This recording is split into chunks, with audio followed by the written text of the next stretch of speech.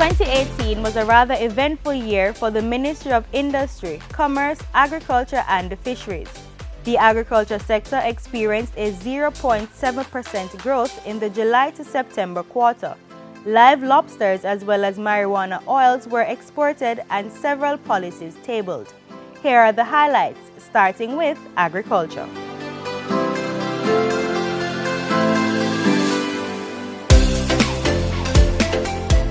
Amidst the growth reflected for the sector, farmers faced several challenges this past year, ranging from drought to flood and even pest attacks.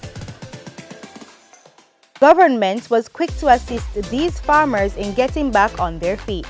While we are happy that the damage was not major, some of our small farmers were in fact affected and are in need of assistance, and we are committed to providing this support to get these farmers back on their feet. Just under 1,200 registered farmers in 8 parishes who were affected by flood rains in May benefited from $76.7 million in relief.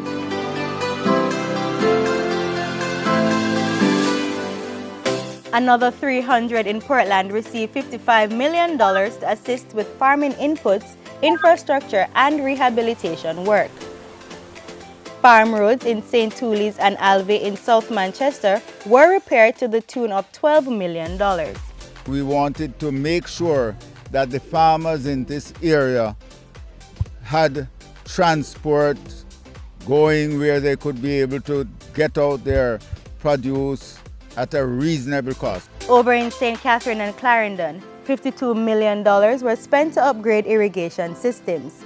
With climate change and insufficient irrigation being two of the factors affecting the agricultural sector, the future of sustaining and expanding this sector is going to be heavily dependent on our ability to improve and manage our water resources and in particular our irrigation system.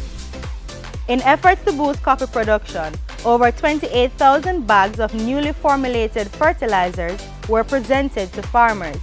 The fertilizer prevents and corrects soil nutrient deficiencies when utilized as part of a balanced fertility program. We're going to get more productive, and we're going to work with the large and small. We're going to build a level playing field, and we are going to build back the coffee industry in Jamaica. That is my pledge to you as the Minister of Agriculture. Dairy farmers in Clarendon, St. Elizabeth and St. Thomas also received $5 million worth of fertilizer and attendant supplies to help improve their production.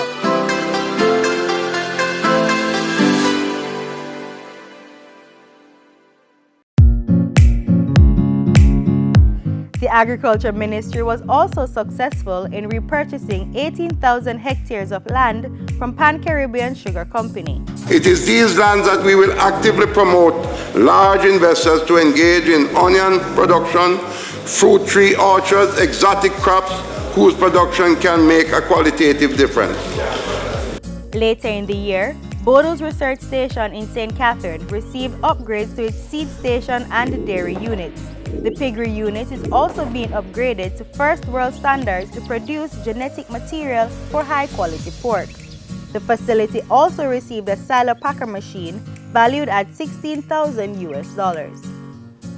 This machine will now allow the JDDB to support small dairy farmers to store fodder as silage in order to continue to provide nutrition to their animals during periods when feed material is scarce or unavailable. In addition, the introduction of this silage making technology to Jamaica gives the dairy farmers an option that could be utilized under appropriate circumstances to become a source of cost savings, thus increasing their farm household income.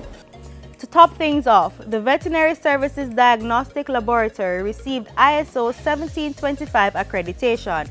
This now strengthens Jamaica's credibility and integrity of work coming out of the laboratory on an international scale. In the industry and commerce sectors, several policies were tabled in Parliament, including the National Investment Policy and the Micro, Small and Medium Enterprise MSME and Entrepreneurship Policy. This pivotal blueprint is the overarching policy framework by which the government of Jamaica will attract and facilitate investment. Government also launched the National Trade Information Portal to provide a central access point for laws, regulations, procedures, and other measures relating to trade. This is all part of a modern and coordinated approach to doing business at international standards. The portal will become operational by mid-2019. The ministry also experienced many firsts in the year 2018. The first shipment of live lobsters from Jamaica to Shenzhen, China was exported in August, and the first shipment of legal medical marijuana extracted oil was shipped to Canada in September. The fisheries sector observed a major development with the passing of the Fisheries Act, which aims at further safeguarding the local sector. The bill replaces the Fishing Industry Act of 1975 and will ramp up measures to tackle poaching and unregulated fishing in Jamaican waters. Jamaica also received $4.8 million in grant support for climate change resilient activities in the fishing industry. The grant funding will build the resilience of vulnerable fishing and fish farming communities to be able to adapt to changes. There you have it. The Ministry of Industry, Commerce, Agriculture and Fisheries, paving the way for a more sustainable economy.